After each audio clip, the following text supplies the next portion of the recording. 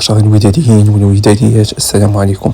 في فيديو هذا النهار سوف نتعرف على جميع أخبار نادي الوداد الأمة زائد آخر مستجدات هذا النادي، فلا تبخلوا علينا بالإعجاب والاشتراك من أجل الانضمام إلى العائلة الودادية.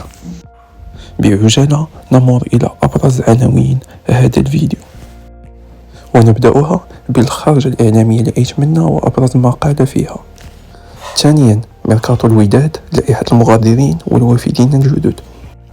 ثالثا، من سيتولى تدريب فريق الوداد في العام القادم. أخيرا، أهم المفاوضات واللاعبين المرشحين لحمل قميص نادي الوداد الرياضي. قبل ما نبدا سرد الاخبار، كنوجه رساله لجميع الجماهير الغفيره اللي كاينه عندنا واللي دايره الثقه فينا ان هذه القناه خاصه بالاخبار الصحيحه. داكشي ديال الاشاعات داكشي ما عندنا ما نديرو به، وجميع الاخبار اللي غنقول لكم هي اخبار صحيحه 100%. نبداوها بالعصبه الاحترافيه لكره القدم اللي حددت موعد انطلاق البطوله الوطنيه لكره القدم القسم الاول والقسم الثاني في 30 غشت، وبالنسبه للفئات السنيه في 14 شتنبر. أما بالنسبة للدوري الممتاز وهذا اللي عاد في النسخة ديالو الأولى، فسوف يبدأ إن شاء الله يوم 10 غشت بإذن الله.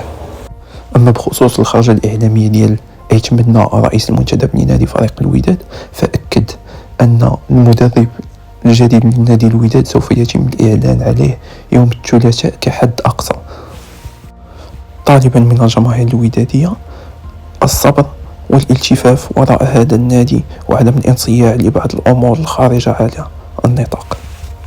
أما بالنسبة للائحة المغادرين، فهناك حمد الهوني اللي فسخ العقد ديالو مع الوداد، زائد أنه تنازل على مبلغ كبير للفريق، زائد أن هناك زكريا الطراوي اللي كذلك فسخ العقد ديالو مع الوداد بالتراضي.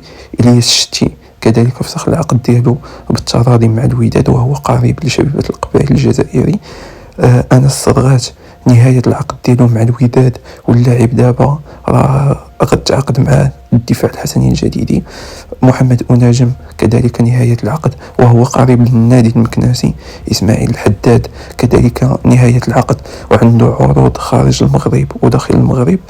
بالنسبة للملك زولا، هذه الفرقة ديالو شرط العقد من عند الوداد.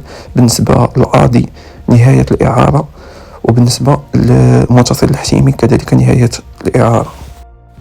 بالنسبة لهاد 9 الأسماء اللي ذكرنا من قبل، هادوك 9 الأسماء غادروا الوداد بشكل رسمي. أما جبران ف90% اللاعب غيغادر الفريق، غيمشي للنادي الكويتي اللي عرض عليه 850 مليون سنويا، يعني اللاعب 90% قريب للنادي الكويتي.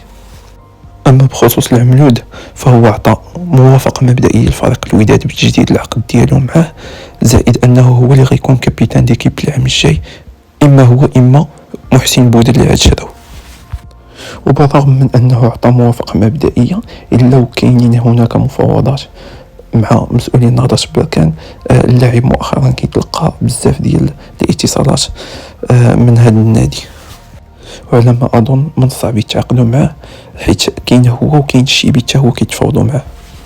أما بالنسبة لمن سيتولى تدريب فريق الوداد، فالمفاوضات بدات مع عموتة. أولا كانت هناك مفاوضات جادة مع عموتة، لكن طلب لهم عموتة المقارنة العرض ديال الوداد بالعرض ديال الجزيرة الإماراتي اللي كان عرض مغري ديال بصح، وحاليا هو راه مدرب النادي الجزيرة الإماراتي.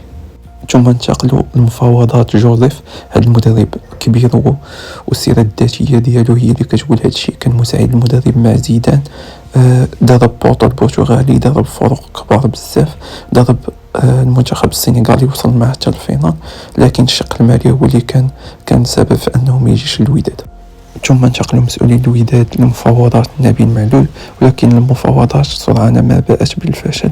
راكم عارفين التوانسه والتجارب ديال العرب مع الوداد راه ما كينجحوش.